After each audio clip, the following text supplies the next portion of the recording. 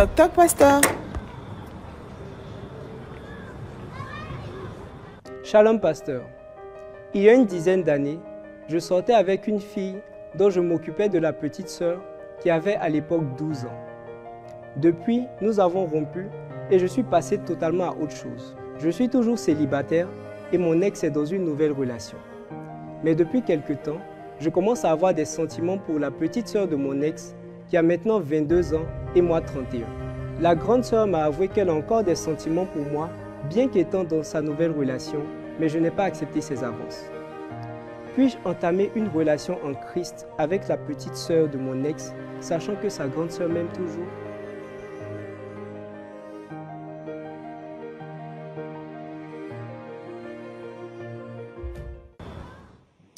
Ok. Amen. Amen. Gloire à Dieu. Amen. Alors, dans la question du jour, le frère a donné plus de précision que la question qui a été posée. Alors, pour résumer simplement, notre frère qui a posé la question, je rappelle que c'est un acteur suite à une question réelle qui nous a été posée. Alors, donc, la question du frère, c'est que, est-ce qu'il peut engager, s'approcher d'une qui était petite à l'époque, il y a 10 ans d'écart entre les deux, et puis lui partager son amour, en tout cas commencer à prier, avoir une relation avec celle qui auparavant était une de ses protégées, parce que dans la période où il ne connaissait pas le Seigneur, je crois, il était avec la grande sœur. Il sortait avec la grande sœur. Maintenant, je crois que, j'oublie si les deux ont rencontré Jésus. Et puis il a revu la petite sœur qui, en temps, une dizaine d'années s'est écoulée. Maintenant, elle a 21 ans. Et il se trouve qu'il aime bien. Il se trouve qu'il aime bien. La sœur l'intéresse. Mais il ne sait pas trop quoi faire par rapport à la grande sœur, par rapport à l'aînée. Peut-être aussi par rapport à par rapport au fait qu'il... C'était un peu comme, entre guillemets, je ne vais pas dire sa fille, mais il l'a pris en charge à un moment. Il s'est dit quand même, il est un peu gêné par rapport à l'écart d'âge. Il y a près de 10 ans entre les deux. Donc il est gêné par rapport à l'écart d'âge. Il est gêné par rapport à la grande sœur de cette fille qu'il aime toujours parce qu'elle lui a avoué. Autrement dit, la grande sœur est prête à arrêter son cheminement actuel pour venir vers lui, s'il est d'accord. Mais lui, la grande sœur ne l'intéresse pas. C'est la petite sœur. Donc voici un peu le tableau, un peu comment la chose est en train d'évoluer. Amen. Amen. Donc c'est ouvert, je vous pose à vous tous les questions et puis je vais prendre vos réponses. N'oubliez pas, vraiment les sujets d'aujourd'hui comme d'habitude sont importants. Amen. On va parler de prophétiquement comment sortir de chacun d'amour, comment développer les fondamentaux qui vont permettre à Dieu de dire que tu es prêt à être marié, que voilà, de t'ouvrir les portes du mariage. Donc, et puis comment prophétiquement tu t'y prépares. Amen. Donc c'est ce dont on va parler. Alors, et puis bien sûr, comme d'habitude, on va prier pour les malades, on va prier pour les personnes. Donc partage ce lien, partage ce direct, partage-le avec ta soeur, partage-le avec ton frère, partage-le avec quelqu'un, partage-le. Amen. Et aujourd'hui, vraiment, particulièrement, on va écouter l'histoire de notre soeur, la soeur Déborah Lokalou, qui n'est plus à présenter, qui est une chantre, et qui l'année dernière a passé des moments extrêmement difficiles. Alors vraiment, si on veut parler de chagrin d'amour, elle a atteint un niveau de chagrin d'amour high. Et quand elle est venue me voir, je lui ai dit, mais est-ce qu'on peut en parler? Est-ce que tu penses que Dieu t'a guéri? Elle est dans le process. Et déjà même, elle a déjà sorti un ouvrage là-dessus qui lui permet d'être guérie.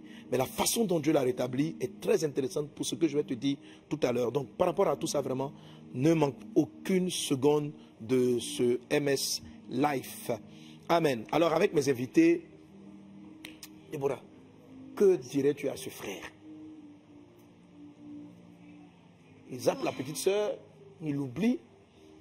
Pasteur, moi je crois que la prière va beaucoup l'aider, que le Seigneur puisse lui parler de ce qu'il veut réellement. Parce que Dieu parle. Dieu parle. Parce qu'il ne peut pas entrer dans une relation sans consulter le Seigneur. Parce qu'il était déjà avec la grande sœur et que ça n'a pas marché. Si réellement c'est toujours la grande sœur que Dieu veut avec, je crois que le Seigneur va lui montrer. Dieu, c'est un Dieu qui donne des signes. Et si réellement il prie, il va voir des signes. Il va voir. Donc toi, tu l'exhortes à la prière intense. Exactement. Pour que Dieu l'oriente. Parce qu'il risque de faire des erreurs. Il risque de faire quelque chose qui va... Exactement. Ok. Pasteur Carmen. Pasteur. Bon, moi je pense que ces sentiments, c'est ses émotions sont en train de lui jouer des tours. Pourquoi? Parce que la Bible dit de veiller, de garder son cœur. Est-ce que c'est, je veux parler de la bienséance, est-ce que c'est bienséant de faire son entrée dans une famille de la sorte? Voilà, être avec la grande sœur qu'il aime toujours. Bon, on ne sait pas si la petite sœur aussi est partante pour la relation. Il n'a pas précisé ça. Bon, au moins lui, il était bien, ça dit que dans le sens qu'il n'a, je crois qu'il n'a pas lancé de demande à la petite sœur. Mais bon, peut-être qu'elle a dû se voir qu'il a regardé un peu bizarrement, quoi, voilà. Tu vois. Et puis, je pense aussi que, comme 1 Corinthiens, le chapitre 6, le verset 12 dit, tout m'est permis, mais tout n'est pas utile. Tout m'est permis, mais je ne me laisserai asservir par quoi que ce soit. Peut-être qu'il peut ressentir quelque chose, voilà, mais est-ce que c'est utile d'aller dans ce sens-là? Donc, si on te suit, parce que quand même, pas vraiment, il n'a qu'à oublier la petite sœur. Oui, et puis donc, l'écart d'âge n'est pas le problème chez toi? Non, ça peut être un amour politique aussi, hein, papa. Parce qu'il a investi depuis 10 ans. Il a investi depuis 10 ans dans la petite sœur, maintenant elle a grandi. Elle a grandi, donc ça ne peut pas finir comme ça. Ok. Un retour sur investissement. Ah bon, on va aller un peu en ligne pour voir. On va partager. Si en temps vos avis évoluent, on va le voir. Donc, Déborah, elle dit, mon frère, la prière. Pasteur Carmen dit, frère, il faut checker tes émotions. Olé, donc là, je prends quelques réponses en ligne. La sœur Clémence lui dit, sors de cette famille, mon frère. Il y en a d'autres à visiter. Tu risques d'être le centre d'un drame familial.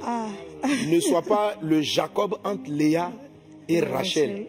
Soigne ton instabilité. Soigne ton instabilité émotionnelle au miroir de la parole de Dieu. Wait and see. Il a écrit, Charlène, il a écrit ceci dans le livre de 1 Corinthiens 6, verset 12. Tout m'est permis, en fait, ici, le passage que Pasteur Kamel a cité. Tout m'est permis, mais tout ne m'est pas utile. Tout m'est utile, mais je ne me laisserai asservir par quoi que ce soit. Mais si c'est le Seigneur pour la parole qui enseigne. Cette relation en Christ a fait, parce que le frère, la question était, je vais entreprendre une relation en Christ. Rosine dit, cette relation en Christ me fait rire. Fred dit, même si sa grande sœur ne t'aime plus, tu as déjà été avec une personne de cette famille. Donc tu ne peux pas entretenir une relation avec une autre personne de cette même famille. Tu ne peux pas sortir avec deux sœurs. Ça c'est même diabolique. Affaire qui ressemble à pour Léa, Rachel et Jacob. On va écouter. Ben Isaka, incompréhension. Tiens, c'est fort, que Dieu nous aide. Et il y a une sœur qui s'appelle Miracle. Il y a un frère qui s'appelle Miracle. Il dit, tu as besoin de délivrance, mon frère.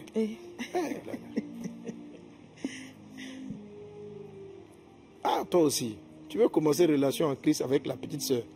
Est-ce dit qu'avec la grande sœur, c'était une relation en dehors de Christ et que tu as eu à connaître la grande intimement? Si c'est ça, mon frère, pas touche à la petite. Bon, parce que tu réponds toujours aux questions assez compliquées. La sœur Sonia, tu as aimé leur famille là-haut? Tu as trop aimé leur famille.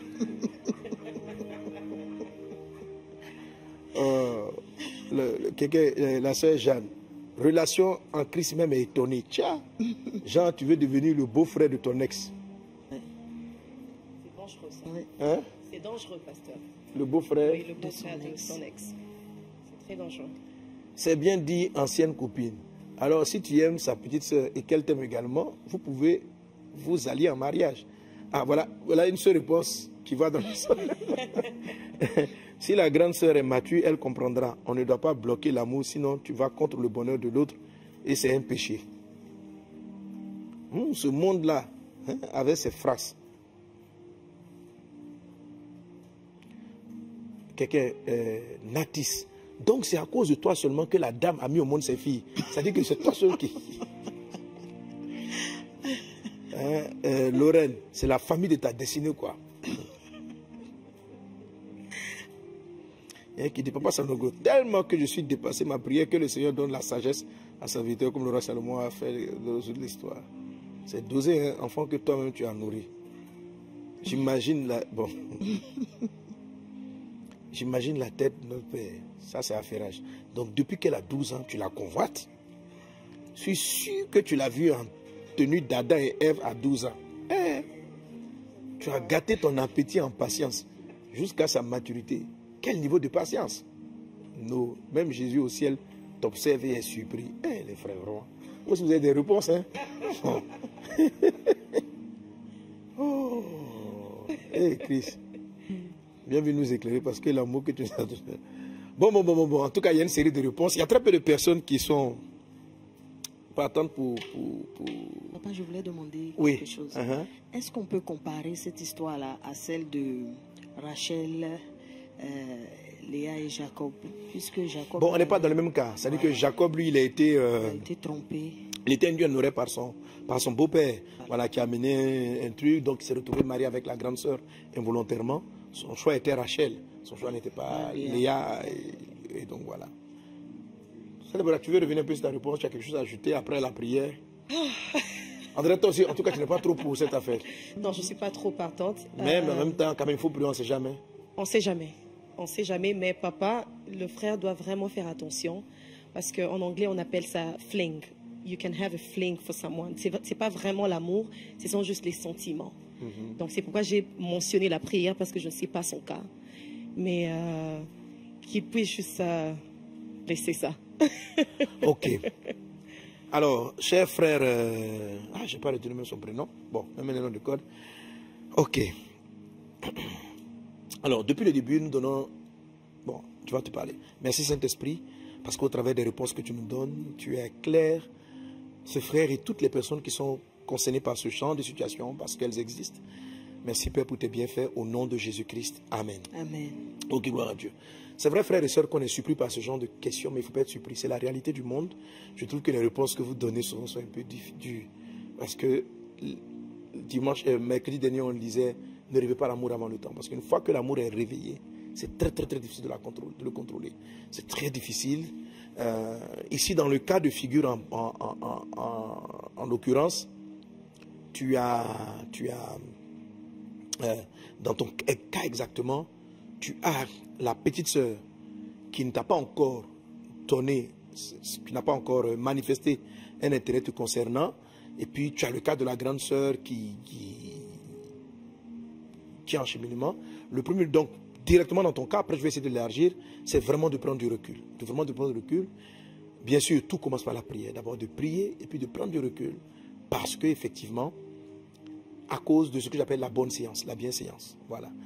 Comme je dis, un des exemples de bonté que Dieu apprécie, c'est l'exemple de Joseph. Parce qu'il avait pris les bonnes décisions, Dieu a envoyé son ange pour l'éclairer. Tu vois. Lorsque tu n'es pas mu par tes émotions égoïstes, lorsque ton objectif est la bienveillance, c'est-à-dire tu veilles au bien de cette famille, quand tu réfléchis, tu te dis, pourquoi je prends l'exemple de Joseph? Parce que Joseph a dit, lorsqu'il a vu qu'elle était enceinte, la Bible dit, Joseph était un homme de bien, pour éviter de la diffamer, pour éviter de l'exposer. Donc Joseph, malgré qu'il aimait Marie, a décidé de se retirer de ces émotions-là. Et puis, selon Joseph, pour lui, dans son plan, ce n'était pas de dire qu'elle avait commis l'adultère, c'était de lui donner l'opportunité à Marie d'aller épouser le père de son enfant. Donc c'était ça Joseph. Donc malgré qu'il aimait Marie, Dieu a aimé le fait qu'il a pensé au bonheur de Marie et de l'homme qui selon lui avait donné la grossesse. Et le fait que Joseph ait médité cette bonne séance de sacrifier ses émotions pour protéger l'amour que selon lui Marie avait pour quelqu'un, c'est-à-dire que lui s'est vu qu'il n'était pas la personne aimée et que certainement elle aimait une personne, la raison pour laquelle il y avait eu chute. Voilà, donc cette disposition de cœur a fait que Dieu lui a parlé. Vous voyez, au début, Dieu n'avait pas parlé à Joseph, mais lorsqu'il a été bienveillant et que Dieu a vu, la Bible dit Joseph qui était un homme de bien. Et qu'est-ce que donc Dieu a fait? Dieu a envoyé maintenant son ange pour le prévenir. Dieu aurait pu le faire avant. Dieu aurait pu finir envoyer son ange au départ pour dire, bon, Joseph, je m'apprête à faire quelque chose avec ta fiancée, il ne faut pas la laisser tomber, elle sera enceinte par la vertu du Seigneur, mais tu dois la garder, ok Joseph, et puis il aurait pu parler aux deux, mais Dieu n'a pas parlé aux deux, Dieu a parlé seulement à Marie. Et c'est la bonne disposition du cœur de Joseph qui a amené Dieu à s'adresser à lui. Donc Dieu apprécie la bienveillance et la bienséance. Ok? Le simple fait que tu décides, non, Seigneur, je crois que je vais mettre mal à l'aise cette sœur avec sa grande sœur, je vais créer des troubles dans leur famille, je préfère tuer mes sentiments. Je préfère tuer mes sentiments, je préfère me séparer. Tu vois? Oubliez cela. Donc, dès l'instant où tu vas prendre ce chemin, si c'est Dieu qui veut cette relation, tu vas voir que lui-même va envoyer son ange et il va commencer à tout orchestrer pour que tout puisse se passer correctement. Qu'est-ce qu'il peut faire par exemple? La grande sœur qui dit qu'elle t'aime, elle peut dire que c'est fini. Elle va s'attacher à son truc.